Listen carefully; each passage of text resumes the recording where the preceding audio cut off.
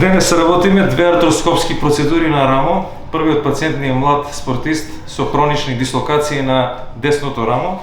Нашата цел е да направиме артроскопски стабилизација на рамениот зглоб со специјални сидра, анкери со кои што го присврстуваме оштетениот дел од рамото и со тоа добива зглобот стабилност.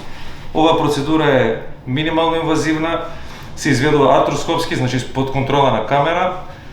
Тоа е од огромен бенефит за пациентот, практично пациентот е со минимални болки и веќе следниот ден може да иде дома. Втората интервенција за денес не е исто артроскопска интервенција на рамен зглоб со малку посериозен проблем, пациентка со така наречено смрзнато рамо, ограничени движења со калцификати и оштетена ротаторна мажетна. Исто планот ни е артроскопски да го решиме проблемот со контрола на камера, без отварање, без класичен рез.